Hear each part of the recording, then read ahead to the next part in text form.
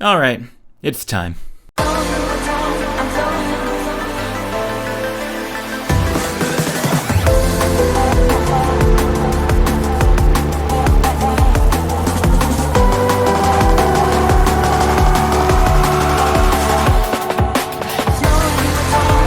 on, let's go.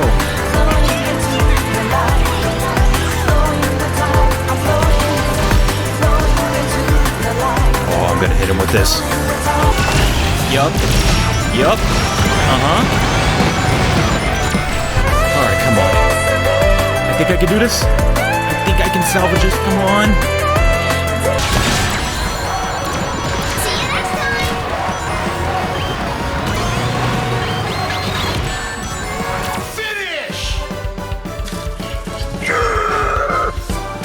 I have to admit, when I first saw the reveal of this game, I wasn't that excited about it. I mean, I'm always happy to get more Sonic, don't get me wrong, but I don't know, I saw the car and I was thinking of Team Sonic Racing and I was like, oh man, please don't be mid. But holy shit was I wrong. This game, this beautiful game, is so addicting I can't stop playing it. And when I do have to stop playing, it's like being on drug withdrawals. It's like resisting the urge to slam my face back into it because I need another shot. But in all seriousness though, Sonic Racing Crossworlds is so good.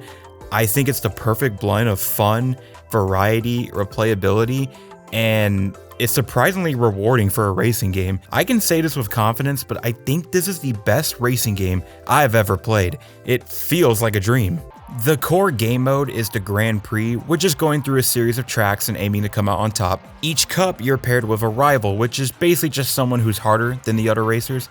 And based on who you choose to play as though and who your rival is, there are tons, and I mean tons, of really good interactions between characters. A lot of them are really well written, some even made me laugh out loud, like Omega for some reason and Jet are top tier rage baiters and so funny to me. Brute strength cannot overcome all adversity.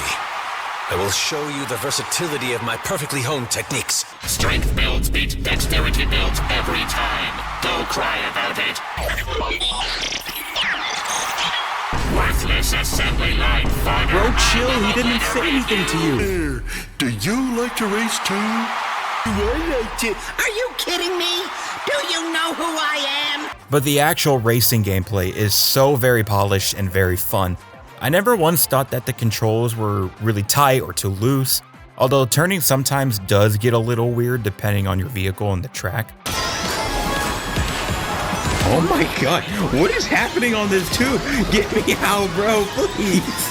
What is happening? I do really like the drifting in this game. A lot of times I always try to like extend my drift by going the opposite way, but the game rewards you for drifting in the right direction by filling up that meter faster.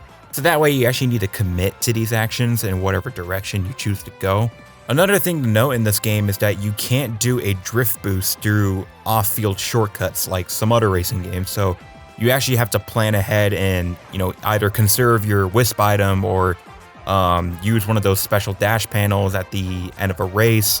And I don't know, it just lets you think a little more ahead about how you're going to use your items, do a little bit more planning, and I think that's pretty cool. It gives you an incentive. The racing in this game is pure chaos in a good way.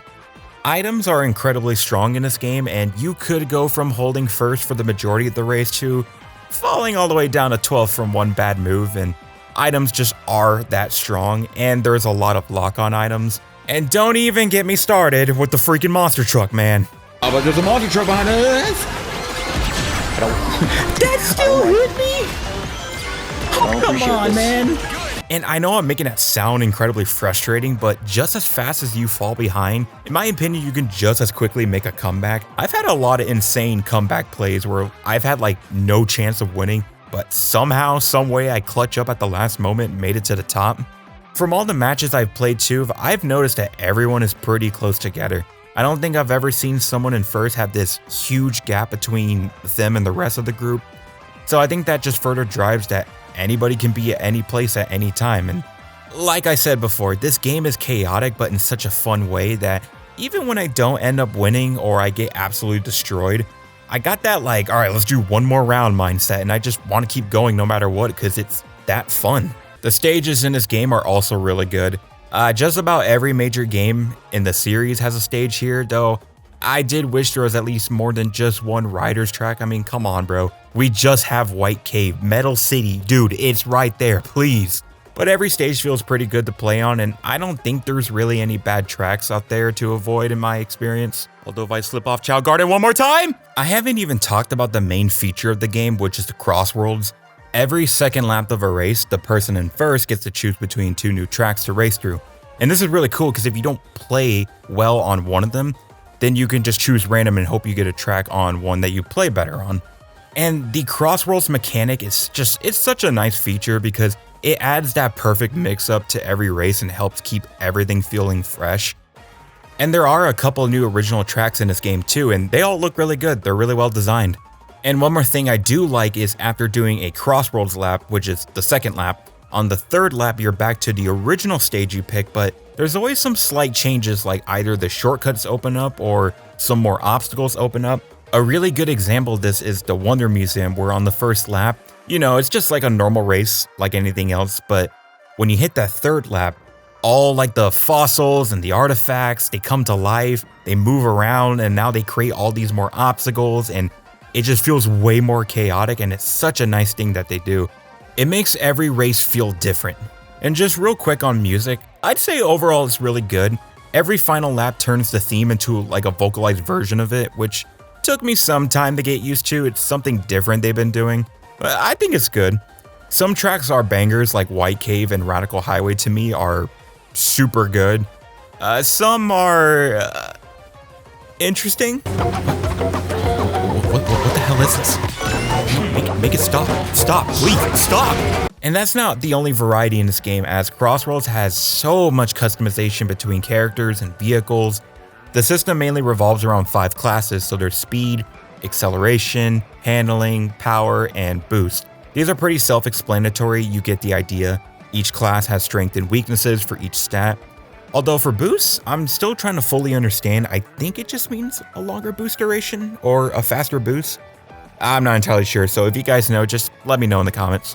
The only one I really don't like is power, just because you feel so heavy and sluggish, but the tankiness of it is nice. These classes applied not just to the vehicle style, but the characters as well, so if you wanted to go all speed, for example, pick Sonic and, pair them with a speed vehicle. But if you want to go boost with extreme gear, but you want some tankiness to it, go Eggman because he's a power type. Though good luck seeing anything. My god, you're so tall. Dude, I can't see! I just want to mention how freaking happy I am, by the way, that extreme gear is back. Like, I'm sure a ton of people are happy about that, and it really doesn't play that much differently to a car, but I don't know, I can't seem to take it off. It's just got the sauce, I almost play exclusively on it. The vehicle customization is really good in this game. There's tons of options. You can mix and match all sorts of styles, you can change the colors, you can add decals and stickers, and for some reason there's like a lot of registered brands in here they decided to put into stickers. Like, why is Aces here? And then there's the gadget system, which really changes up things. This is your main bread and butter for all the races you're going to be doing. Specifically, there are tons of perk options that benefit whatever you want to do with the game. So if you want to spam tricks faster, there's a gadget for that. If you want to drift like crazy, do the drift kit build. If you don't want to spec into something specific, there's gadgets that give you flat out stat boosts, and there really are just endless possibilities with the system, and it makes the game feel way more personal. Something I do hope they do is maybe add more gadgets along the line. We do have a roadmap, I believe, for the next year or so,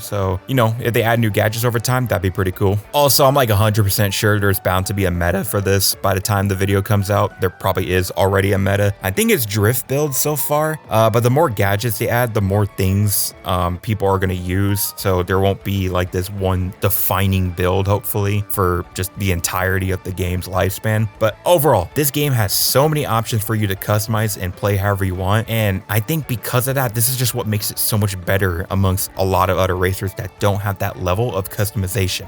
The last thing I really wanted to touch up on is the reward structure. The gameplay loop is incredibly fun, the customization is really well done, but this game is actually rewarding for the time you put in. Just about every game mode is going to give you something to work towards and unlock. Every race you complete earns you a ticket currency, which can be used to buy car parts, decals, special glow effects for your vehicle. They also have this friendship system where the more tickets you give to a character, the more cosmetics you unlock based off that character. You really can buy your friends with money. And there's some other things like when you do all the Grand Prix races, you unlock an additional one where you unlock the Supersonic Speed mode, which is the fastest you can play the game. And honestly, it's kind of hard to go back now because it's so much more fun and faster for me. And I wish online had that mode, but I believe it's just the one below it. But hopefully in the future, they add something like that as an option for online, because that would be really cool. There's just so much to get here in this game. No matter what you do, it always feels like you're earning something. Crossworlds also has a jukebox feature where you can play, just a bunch of tracks from previous games, and you can even set them for each lap in a race. It's such a cool bonus to have and just really goes to show how much you could do here in a racing game. I like being able to just set my own music per lap for what I want. You can't set specifically the track for each lap, but you can favorite things where you have like a certain playlist to play for each lap. By default, you only start with a few songs, so if you want to unlock more, you do time trials. So there's your reason for doing time trials. If you don't like to do time trials. Now, I don't really care to do it, to be honest, but now I'm going to because I want Undefeatable to be playing as I get the adrenaline boost to try to hit the #1 at the last second. And I think all this stuff really helps with the longevity of this game. It helps keep people coming back. Every time I start up the game, I want to collect all the parts. I want to get more songs. I want to rank up online. There's just so much here to do, and it's really good. All in all, Sonic Racing Crossworlds. This freaking game is such a cook. I can see myself playing this for probably a very long time. It's just fun, it's unique, it's rewarding, there's variety. Not to mention the game's gonna have updates at least for the next year, so there's even more to look towards for the future. And I'm thinking as we get to the end of this, but I genuinely recommend this game. It's so good, it's fun, it's for anybody who just wants to jump in and have a good time. And I don't even mean only for people who like Sonic. This game is generally for everybody. I have some friends who aren't really big on Sonic at all, or especially racing games, but they've been having so much fun playing this, and we've dumped so much hours playing together, having fun. At least I think they're having fun. So yeah, those are my thoughts on Sonic Racing Crossworlds. I'm seriously looking more for the future. I'm really happy with this game, and overall, it's just been a banger from them. And hey, I want to hear your guys' thoughts. I'm genuinely curious how you guys think about Sonic Racing Crossworlds, so if you've been playing, let me know down in the comment section below. And yeah, thanks for watching. Holy crap, it's been a fat minute since I last uploaded. Take care, guys. I'll see you later.